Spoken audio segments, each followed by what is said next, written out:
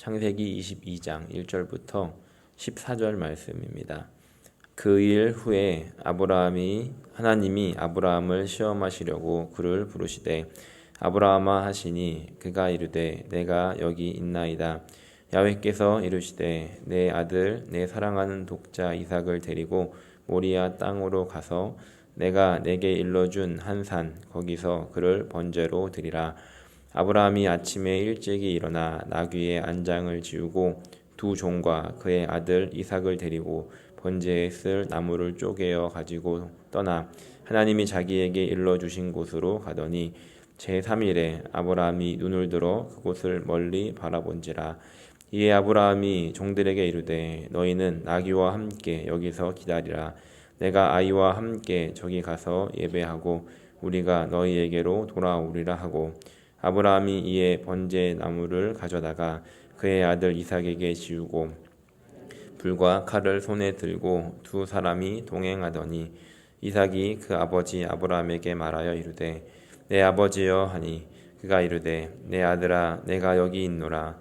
이삭이 이르되 불과 나무는 있거니와 번제할 어린 양은 어디 있나이까.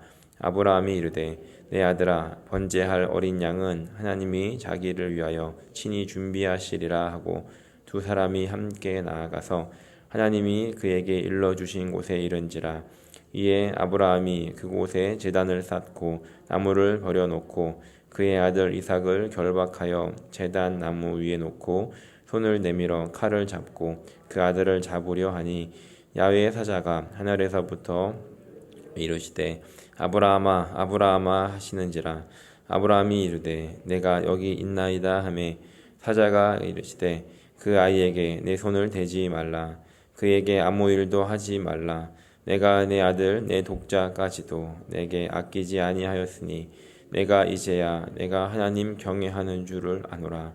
아브라함이 눈을 들어 살펴본즉 한 숫 양이 뒤에 있는데 술이 숲에 걸려 있는지라. 아브라함이 가서 그 숫 양을 가져다가 아들을 대신하여 번제로 드렸더라. 아브라함이 그 땅 이름을 야훼 이레라 하였으므로 오는 날까지 사람들이 이르기를 야훼의 산에서 준비되리라 하더라. 아멘. 오늘 아브라함은 어떻게 믿음의 조상이 되었는가 두 번째 시간을 함께 나누려고 합니다. 지난주에 말씀을 기억하시는 분들이 계실 것이고 또 기억을 감사히 못하시는 분들도 계시겠지만 지난주에는 하나님께서 이 아브라함의 이 수준에 맞춰서 믿게 하시기 위해서 하나님이 도우시는 하나님의 이야기를 함께 나누었습니다. 이제 시간을 훌쩍 뛰어넘어서 지난주가 15장의 내용을 나눴다면 오늘은 22장 함께 읽은 말씀의 내용을 나누려고 합니다. 아브라함은 우여곡절이 있었지만 100세가 되었을 때 하나님께서 약속하신 대로 그에게 아들을 주셨습니다. 이 100세 때 낳은 아들을 보는 이 아브라함의 마음은 어떤 마음이었겠습니까?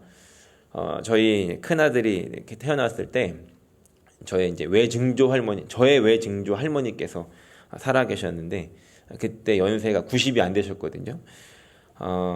저희 집안이 좀 빠른 감은 있지만 90이 안 돼서 고손주를 보셨던 겁니다. 그 정도인데 100살의 아들을 본다. 그러니까 우리가 상상할 수 없는 느낌이지 않을까 생각해 보았습니다. 그러면 그 아들을 어떻게 이제 키웠겠습니까? 물론 노년에 얻은 아들이기도 했지만 이 아들이 하나님의 약속으로 태어난 보통이 아닌 아들입니다. 물론 아브라함과 사라가 나이도 있고 또 집안에 종들이 있었기 때문에 직접 업어서 키우진 않았겠지만 아마 모든 정성을 다해서 모든 마음을 다해서 이 아들을 키웠을 것입니다. 그렇게 이 아들 이삭이 자라나는 모습을 보면서 얼마나 뿌듯했겠습니까? 아버지의 키만큼 이 아들이 컸을 무렵, 아니면 어쩌면 그것보다 더 컸을 무렵에 하나님께서 이 아브라함을 부르십니다. 오늘 함께 읽은 22장 1절 말씀입니다. 그 일 후에 하나님이 아브라함을 시험하시려고 그를 부르시되 아브라함아 하시니 그가 이르되 내가 여기 있나이다. 하나님께서 아브라함을 부르십니다. 왜 부르셨는가? 시험하시려고 부르셨다라고 기록합니다. 아브라함이 그동안에 이제 이삭을 이렇게 잘 키우면서 그 이삭을 보면서 마음을 놓고 이제 됐다라고 하면서 살아가고 있는데 하나님께서 이 아브라함을 시험하시려고 그를 부르셨다는 겁니다. 오늘 이런 첫 질문을 드려보고 싶습니다. 하나님은 왜 이 아브라함을 시험하셨을까? 그러니까 꼭 시험을 하셔야 됐을까? 그러니까 그동안 이 아브라함의 인생이 쉽지 않았습니다. 고향을 떠나서 고생하고 이사 다니느라고 고생하고 2번이나 아내를 빼앗길 뻔했고 또 철없는 이 조카였던 이 롯을 구하러 가느라고 전쟁도 치르고 실수로 낳은 이스마엘을 또 처리하느라 스트레스를 받고 이제 이삭을 낳아서 좀 편안하게 살만한데 이제 마음 놓고 살만한데 하나님이 부르십니다. 왜요? 시험하려고. 이런 과정을 물론 아브라함이 거치면서 믿음의 조상이 되어졌지만 하나님께 아브라함이 저는 믿음의 조상이 되고 싶어요 라고 한 적이 없었다는 겁니다. 그렇다면 오늘 이런 질문을 한 번 더 드리고 싶습니다. 오늘의 진짜 질문인데요. 하나님은 그렇다면 아브라함의 무엇을 시험하시려고 했던 것일까? 그리고 이 아브라함이 이 시험을 통과한 후에 오늘 말씀의 제목이었던 이 레벨 테스트를 마친 후에 아브라함이 얻게 된 것은 무엇이었을까 하는 것입니다.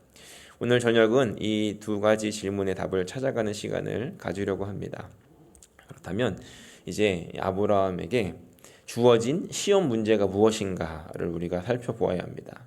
참고로 지금 이 아브라함은 이게 지금 시험인지 아닌지 모르는 상황입니다. 그냥 하나님이 말씀하셨고 아브라함 그것에 반응했던 것이죠. 2절 말씀입니다. 함께 읽어볼까요? 시작. 야훼께서 이르시되 내 아들 내 사랑하는 독자 이삭을 데리고 모리아 땅으로 가서 내가 내게 일러준 한 산 거기서 그를 번제로 드리라. 하나님이 아브라함을 부르십니다. 아브라함이 대답을 했더니 하나님께서 아브라함에게 너 사랑하는 독자 있지? 모리아 산으로 가서 거기서 번제로 드려라 라고 말씀을 하시는 겁니다. 아브라함이 이 말씀을 하나님께 들었을 때 어떤 반응을 보였겠습니까? 저 같으면 이런 반응을 보였을 것 같아요. 내가 제대로 들은 게 맞나? 그리고 사람을 죽여서 제사를 한다는 거는 그 당시에 이방 종교에서나 하는 일이었는데 하나님 이런 분이셨나? 라는 생각도 하고 그리고 우리가 일반적으로 아는 느낌이 있습니다. 그러니까 안 주는 것보다 줬다가 뺏어가는 느낌 더 기분 나쁜 거 아니겠습니까? 하나님이 차라리 주지를 말던지 왜 줬다가 뺏어가나 이런 생각하지 않았겠습니까? 여러 가지 생각을 저는 했을 것 같습니다. 하나님은 우리에게 때때로 이해할 수 없는 시험 문제를 내십니다. 그러니까 나의 예상과 나의 계산과 정확하게 빗나가는 그런 요청을 하실 때도 있다는 겁니다. 만약에 우리가 하나님의 그 요청을 못 들으면 우리가 듣지 못하면 하나님은 우리 삶에 개입하셔서 이해할 수 없는 생각지도 못했던 일들이 일어나게 하셔서 그 시험 문제 속에 우리를 빠뜨려 놓으시기도 한다는 겁니다. 그런데 우리가 잊지 말아야 하는 것이 있습니다. 그것은 무엇이냐면 그 문제를 출제하시는 분이 바로 하나님이시라는 겁니다. 고린도전서 10장 13절 말씀 함께 읽어보겠습니다. 사람이 감당할 시험 밖에는 너희가 당한 것이 없나니 오직 하나님은 미쁘사 너희가 감당하지 못할 시험 당함을 허락하지 아니하시고 시험 당할 즈음에 또한 피할 길을 내사 너희로 등이 감당하게 하시느니라. 하나님께서 시험을 내실 때 감당할 수 있을 만큼 이 출제자의 의도에 맞게 문제를 내신다는 겁니다. 그래서 우리 개인이든 아니면 가정이든 우리가 속해 있던 공동체이든 우리의 교회이든 간에 하나님께서는 그 레벨에 맞추어서 문제를 주시지 그 레벨을 한참 넘는 감당하지 못할 문제를 주시지 않는다는 겁니다.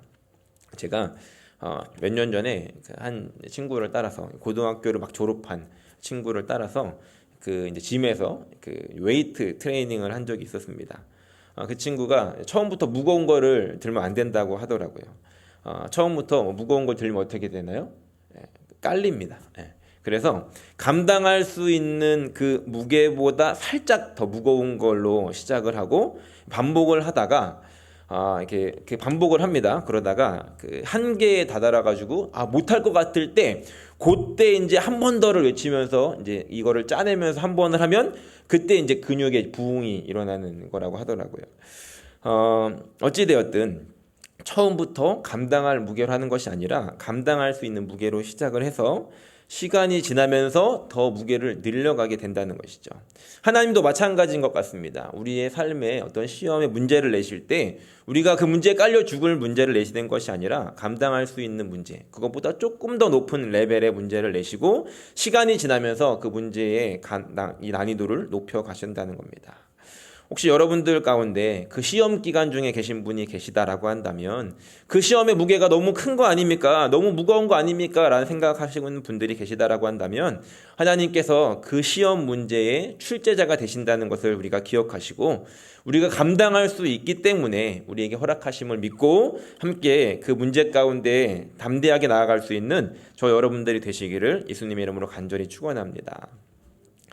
아브라함은 그동안 하나님이 아브라함을 부르셔서 그곳으로 인도하시고 여러 가지의 일들을 거치면서 그의 믿음이 자라났습니다. 하나님을 경험하면서 그의 믿음이 성장했던 것이죠.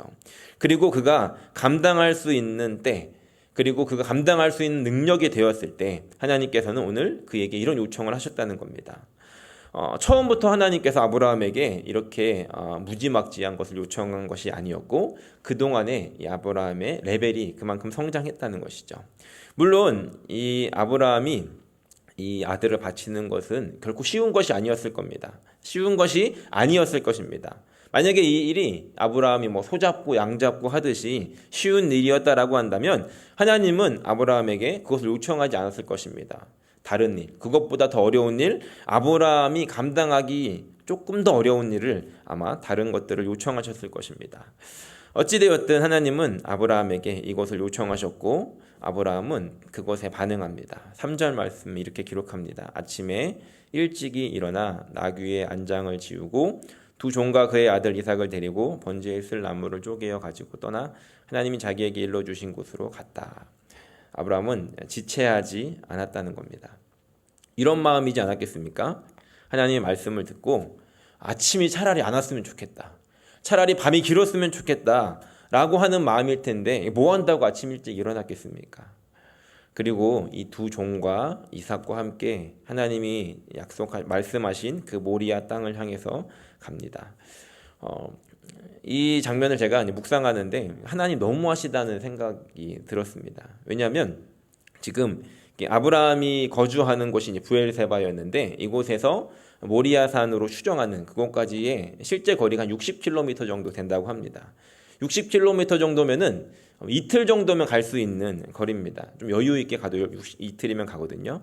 그런데 4절을 보니까 제3일에라고 합니다. 3일길을 간 것이죠.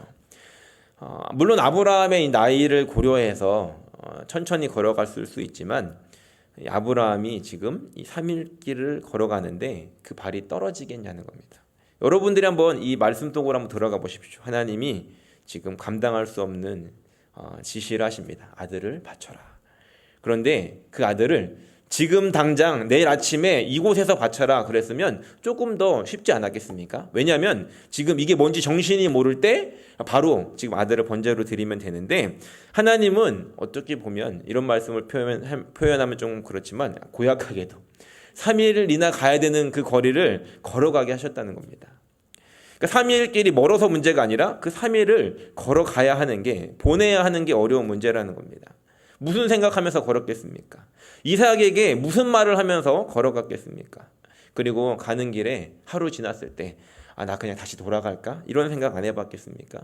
이틀째 걸어가면서 이게 지금 맞는 건가라는 생각과 후회는 하지 않았겠습니까? 하나님은 아브라함이 충분히 생각할 수 있도록 충분히 그 마음을 다시 돌이킬 수 있도록 그 시간들을 허락하셨는데 어떻게 보면 이 시간은 굉장히 잔인한 시간이라는 겁니다. 그런데 중요한 것이 있습니다. 그것이 무엇이냐면 아브라함이 지금 이 길을 걸어가면서 중간중간마다 도저히 이해가 안 되는데 라고 하는 퀘스천을 던지면서도 이해가 되지 않았음에도 불구하고 그 발걸음을 멈추지는 않았다는 겁니다. 시험의 무게가 아주 무거워서 이틀 길을 3일에 가는 느리게 걸어갈 수는 있어도 그 걸음을 멈추지는 않았다는 것이죠. 우리가 하나님을 신뢰한다는 것이 무엇인가? 하나님을 신뢰하는 사람은 어떤 하나님의 요청에, 어떤 하나님의 시험에 내가 이해가 안 돼. 그래서 그 자리에 멈춰서는 것이 아니라, 이해를 위해서 멈춰서는 것이 아니라, 내가 이해가 되지 않아도 비록 속도가 느려질지라도 발걸음을 멈추지 않는 사람이라는 겁니다. 혹시 하나님을 신뢰하며 나아가긴 하는데 그 여정의 무게가 너무 무거워서 속도가 조금 느려지신 분 계십니까?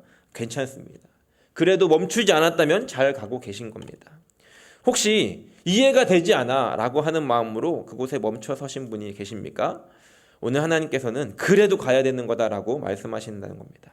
혹시 이 밤에 멈추어 섰던 그 길 위에 서 계셨던 분이 계시다면 오늘 다시 한번 그 한 걸음을 내딛는 시간이 되기를 소원합니다. 그리고 내 발이 도저히 떨어지지 않는다라고 한다면 하나님 내 발을 움직여 주십시오. 내가 한 발짝을 디딜 수 있는 힘을 주십시오 라고 기도하는 밤이 되기를 예수님의 이름으로 간절히 축원합니다. 다시 말씀으로 돌아갑니다. 3일길을 걸어온 후에 이제 둘만의 시간이 왔습니다. 5절을 보니까 아브라함이 종들에게 이르되 너희는 나귀와 함께 여기서 기다려라. 내가 아이와 함께 저기 가서 예배하고 우리가 너희에게로 돌아오리라 라고 말씀합니다. 종들을 두고 갑니다.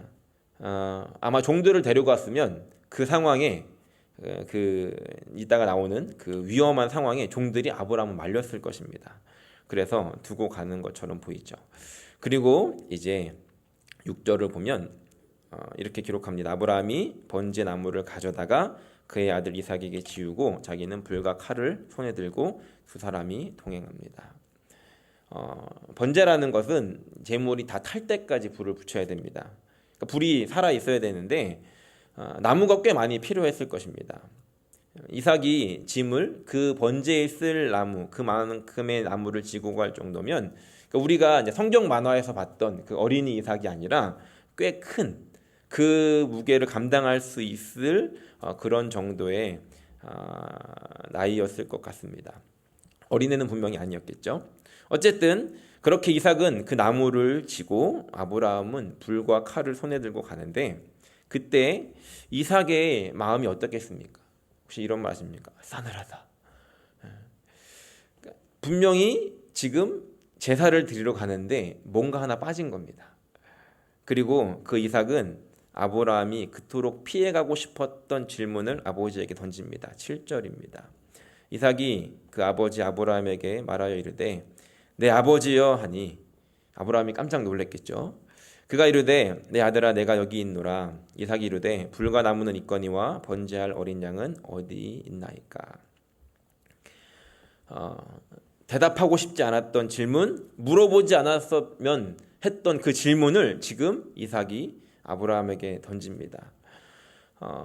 아브라함은 어쩌면 이 질문의 대답을 하나님의 음성을 듣던 그날, 그 3일 전부터 생각하고 있었는지도 모르겠습니다.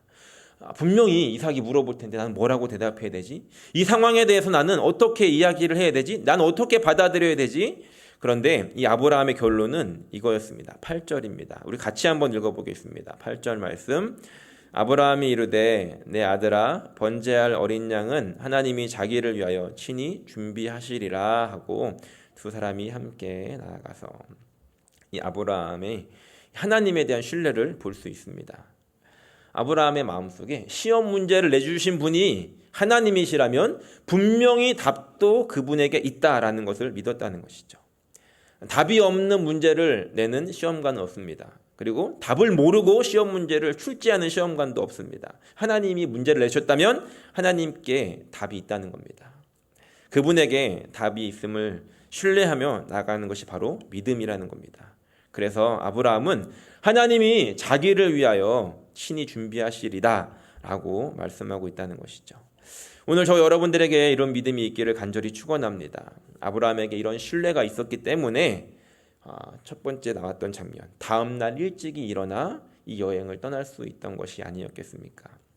그리고 이제 아브라함과 이삭은 산꼭대기에 오릅니다. 그리고 준비한 나무를 오와 열을 맞추어서 잘 쌓아놨는데 계속해서 이제 이삭의 마음속에는 의심이 들죠. 분명히 준비한다고 그랬는데 뭘 준비한 것인가? 그냥 분위기는 계속 쎄한 느낌. 그때 아브라함이 이삭에게 말합니다. 누워라. 이삭이 얼마나 놀랐겠습니까? 네, 아버지, 저 누구라고요? 뭐 몰래 카메라인가? 이런 생각 들지 않았겠습니까? 그리고 잘 생각해 보면 지금 그 나무를 지고 갔던 이삭의 힘이 셀까요? 아니면 이렇게 나오는 기침을 참고 불과 칼을 들고 올라갔던 아브라함의 힘이 셀까요? 100살이 넘은 할아버지급의 아버지였던 이 아브라함의 힘이 분명히 더 약했을 것입니다. 그럼에도 불구하고 이삭도 참 대단한 게 누구라고 눕습니다. 이삭이 아버지에게 아버지 아무리 봐도 제가 살 날이 더 많은 것 같습니다. 바꾸시죠. 이렇게 하지 않고 아버지를 눕히지 않고 본인이 누웠다는 겁니다. 그리고 이제 아브라함은 덜덜 떨리는 손으로 이삭을 결박합니다. 제대로 묶여지기나 했겠습니까? 이삭이 마음만 먹으면 묶여있던 제단을 통째로 그냥 들고 일어나가지고 도망갈 수 있었을 것입니다. 왜냐하면 자기가 지고 간 짐이기 때문에. 그런데 이삭은 그냥 있습니다. 그리고 10절 말씀을 보니까 손을 내밀어 칼을 잡고 아들을 잡으려 했다. 아브라함이 지금 이제 칼을 빼서 마음속으로는 하나님 도대체 내가 어디까지 해야 됩니까? 어디까지 가야 됩니까? 이런 마음으로 결국에는 칼을 들고 그 칼로 아들을 내리치려 하는데 그러니까 진짜로 내리치려 했던 겁니다. 11절에 보니까 야훼의 사자가 하늘에서부터 그를 불러 이르시되 아브라함아 아브라함아 하는지라 라고 기록합니다. 하나님의 사자가 더 깜짝 놀랐습니다. 그래서 2번이나 부릅니다. 못 들으면 안 되지 않습니까? 아브라함도 들고 있다 깜짝 놀라서 내리칠 뻔했는데 다행히 멈췄습니다. 12절에 그리고 이렇게 말씀하십니다. 사자가 이르되 그 아이에게 내 손을 대지 말라. 그에게 아무 일도 하지 말라. 내가 내 아들 내 독자까지도 내게 아끼지 아니하였으니 이제야 내가 하나님 경외하는 줄을 아노라. 서두에 드렸던 질문이 있었습니다. 하나님께서 아브라함에게 시험하고 싶으셨던 것이 무엇이었는가 하는 것에 대한 답입니다. 하나님께서 아브라함에게 나를 경외하는지 이제야 알겠다. 나를 신뢰하는 것, 나를 믿는 것, 그리고 나를 두려워하는 것, 그것을 이제야 알겠다라고 말씀하십니다.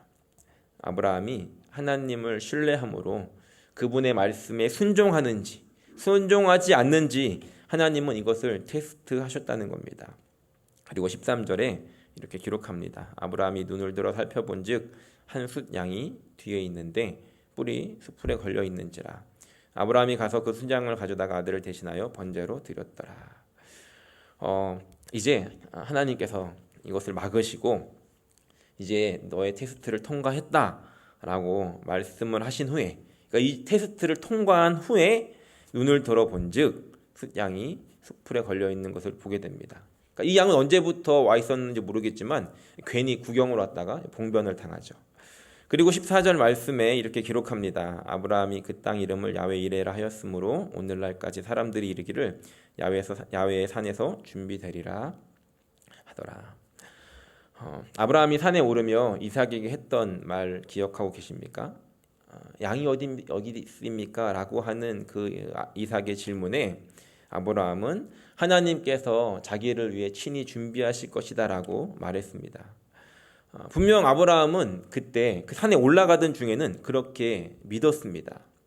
그런데 그렇게 믿고 올라간 그 산꼭대기에서 이 아브라함이 눈으로 보게 된 것은 준비된 것이 아니라 결국에는 이삭을 결박하고 내리치려고 할 때까지 하나님은 준비해 놓은 게 없는 것처럼 보였다는 겁니다. 아브라함이 만약에 올라가던 중에 그렇게 믿고 있었지만 마음이 약해져서 중간에 내려왔다면 아마 그 산꼭대기에 있었던 양을 보지 못했을 것입니다. 우리가 우리의 그 믿음의 행동이 결과로 나타나는 것을 보게 되는 것은 그 믿음의 여정이 끝까지 마치게 되었을 때 우리는 그 결과를 보게 된다는 겁니다. 하나님을 믿는데 그 믿음이 언제 드러나냐면 우리가 그 테스트를 마치고 그 믿음의 여정이 마치게 되었을 때 우리는 비로소 보게 된다는 겁니다. 그 여정을 열심히 달려갔지만 중간에 멈추면 열심히 달려갔지만 중간에 포기한다면 결코 볼 수 없다는 겁니다. 믿음으로 우리가 순종을 했다면 그 끝을 보기 전까지 멈추지 않는 저 여러분들이 되기를 간절히 소원합니다. 우리가 잠시 멈춰 있었다라고 한다면 다시 일어나서 그 믿음의 여정을 걸어가는 저 여러분들이 되시기를 예수님의 이름으로 간절히 축원합니다. 그리고 이 일이 이제 있기 전까지 아브라함은 스스로 자기의 믿음이 얼만큼인지 몰랐을 것 같습니다. 그래서 하나님께서 그를 테스트하지 않겠습니까? 그런데 분명한 것은 이 시간이 지나면서 이 사건이 있고 난 후에 이 아브라함의 믿음은 분명히 한 단계 더 업그레이드 되었다는 겁니다. 이 믿음이라는 것은 순종을 통해서 증명이 되기도 하지만 또 순종을 통해서 자라나기도 한다는 겁니다. 아브라함이 하나님의 말씀에 순종을 했기 때문에 그 순종을 통해서 하나님이 정말로 준비하시는구나 라고 하는 것을 보게 되고 아브라함이 얻게 된 것은 믿음이죠. 그리고 그 믿음이 다시 하나님의 말씀에 순종하게 한다는 겁니다. 그렇게 믿음과 순종이 이렇게 선순환을 이루면서 믿음을 통해 순종이 생기고 순종을 통해서 믿음이 자라나고 이렇게 믿음이 성장되는 일들이 일어나게 된다는 것이죠. 그렇다면 이제 마지막 이 시험을 통해서 이 시험을 통과한 아브라함이 진짜로 얻게 된 것은 무엇이었겠습니까? 물론 우리가 이 표면적으로 봤을 때는 아브라함의 믿음이 성장했구나, 순종을 통해서 놀라운 일을 경험했구나, 야훼의 일에 하나님을 귀로만 듣는 것이 아니라 진짜로 경험하면서 그의 믿음이 진짜가 되었겠구나, 물론 요만큼도 우리가 아브라함이 얻게 된 것으로 볼 수 있지만 사실 그것보다 더 놀라운 것, 더 큰 것을 얻게 됐다는 겁니다. 12절 말씀인데요. 12절 말씀 다시 한번 읽어보겠습니다. 사자가 이르되 그 아이에게 내 손을 대지 말라. 그에게 아무 일도 하지 말라. 내가 내 아들 내 독자까지도 나에게 아끼지 아니하였으니 내가 이제야 내가 하나님을 경외하는 줄을 아노라. 후반부에 보면 하나님께서 아브라함에게 내 아들 내 독자까지도 나에게 아끼지 아니하는 것을 이제야 내가 안다라고 말씀하셨다는 겁니다. 여러분들 한번 잘 생각을 해보시면 하나님이 지금 아브라함의 믿음이 얼만큼인지 모르셨겠습니까? 그러니까 아시니까 문제를 내셨다고 아까 초반에 말씀을 드렸죠. 도대체 아브라함의 믿음이 어떤 믿음인지 몰라서 확인하고 싶었던 것이 아니었다는 겁니다. 이미 알고 있었던 믿음이었다는 것입니다. 그럼에도 불구하고 하나님께서는 그 사건 후에 아브라함에게 이제 내가 알겠다라고 말씀하고 계시다는 겁니다. 그런데 여기에는 놀라운 비밀이 있습니다. 여기에서 하나님께서 아브라함에게 이제야 내가 나를 경외하는 줄을 알겠다, 아노라라고 말씀하고 있는데 여기서 사용된 이 히브리어 단어가 야다라는 단어입니다. 아마 한 번쯤은 들어보셨을 것입니다.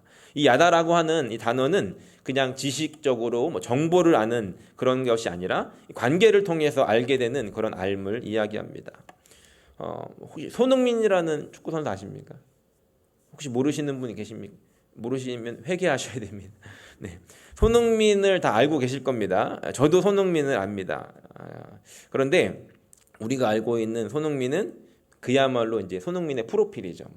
많이 아는 사람들은 언제 태어나고 키가 몇이고 발이 몇이고 이렇게 알 텐데 중요한 거는 손흥민은 저를 몰라요.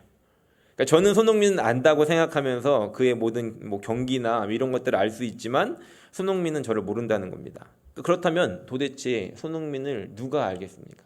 누가 손흥민을 가장 잘 알겠습니까? 제가 봤을 때는 손흥민의 아버지가 손흥민을 가장 잘 알 것 같습니다. 그러니까 그를 키워낸 그 아버지 또 어머니, 그 아버지와 어머니가 손흥민을 아는 것은 우리가 손흥민을 아는 것과 완전히 다르다는 겁니다. 함께 살아야 알 수 있는 것이 있습니다. 함께 그 시간들을 보내고 함께 이 공간에서 함께 생활하면서 부딪히면서 그 사람이 언제 기뻐하는지, 언제 화를 내는지, 언제 행복해하는지 이렇게 함께 관계를 맺으면서 아는 것이, 그런 단어를 표현할 때 쓰는 단어가 바로 히브리어 야다라는 단어인데 그 단어를 하나님께서 오늘 이곳에다 사용하면서 이제야 내가 알겠다라고 말씀하신다는 겁니다. 그렇다면 하나님께서 아브라함에게 이제 내가 너를 알겠다라고 하는 그 말씀은 어떤 의미겠습니까? 내가 너와 특별한 관계가 되었다. 너와 나만 아는 비밀이 생겼다. 다른 사람들은 겉으로 알지만 너와 내가 관계를 맺으면서 알게 되는 그 알미 생겼다라고 말씀하신다는 겁니다. 너무 사랑하고 사랑하는 이 독자 이삭을 하나님을 위해서 아끼지 않았던 그 마음을 지금 아브라함이 갖게 되죠. 그리고 시간이 지나서 아브라함은 죽었습니다. 그리고 하나님 옆에 있었을 텐데 시간이 한참 흘러서 예수님께서 이 땅에 오십니다. 그리고 예수님은 하나님은 하나뿐인 동생자 예수님을 십자가에 죽이십니다. 그러니까 여전히 죄악으로 가득한 그 인간들을 위해서 아끼지 않고 주셨다는 것이죠. 예수님이 십자가에 달려 돌아가실 때 그 하나밖에 없는 아들을 아낌없이 보내주어서 그 아들이 죽어가는 모습을 보고 있을 때 그 하나님의 마음을 누가 알아주었겠습니까? 십자가에서 비참하게 죽어가는 그 예수님을 바라보고 계시다가 옆에 있는 아브라함을 봤는데 하나님이 아브라함에게 이렇게 말씀하지 않았겠습니까? 아브라함아, 너는 내 마음 알지. 아브라함은 하나님께, 하나님, 제가 다는 몰라도 그 마음 조금 알아요. 하나밖에 없는 그 아들을 죽여야 되는 그 마음 나는 조금 알아요 라고 하면서 그 하나님의 마음을 나눌 수 있는 존재가 되지 않았겠습니까? 하나님께서 그래서 이렇게 말씀하시는 겁니다. 이제야 내가 너와 알겠다. 내 마음을 너가 알고 너의 마음을 내가 안다라고 말씀하신다는 겁니다. 물론 우리는 하나님께 이렇게 이야기할 수 있습니다. 하나님, 저는 그 정도까지는 하나님을 알고 싶지 않습니다. 자녀를 바치라고 하는 말씀 저에게 하지 마십시오 라고 하는 분이 계실지도 모르겠습니다. 걱정 안 하셔도 됩니다. 왜냐하면 하나님은 그런 마음이 있다라고 한다면 이미 아시고 우리에게 말씀하시지도 요청하시지도 않을 것이기 때문입니다. 시험 문제 출제자가 하나님이시기 때문에 그런 걱정은 하시지 않으셔도 된다는 겁니다. 하지만 하나님께서 오늘 그분의 마음을 나눌 누군가를 찾고 계시다면 그냥 단순히 우리가 정보로 아는 하나님이 아니라 하나님의 마음을 알 수 있는 그런 관계 속에서 하나님의 마음을 내가 알고 내 마음을 하나님이 알면서 그런 깊은 관계 속에서 우리가 서로 이제야 알겠습니다라고 하는 그렇게 반응할 수 있는 사람을 찾고 계신다면 누가 오늘 이 밤에 하나님, 제가 그런 사람 되고 싶습니다라고 손을 드시겠습니까? 하나님을 정보로 아는 삶이 아니라 마음을 나누고 그 마음을 알아가며 그렇게 한 걸음씩 우리의 믿음이 성장해 가면서 아브라함이 그렇게 시험과 순종을 통해 믿음의 조상이 되었던 것처럼 우리에게 허락하신 그 과정을 통해서 하나님께서 준비해 놓으시고 예비해 놓으신 은혜들을 모두 받아 누리시면서 믿음의 가문을 이루어갈 수 있는 저 여러분들이 되시기를 예수님의 이름으로 간절히 축원합니다.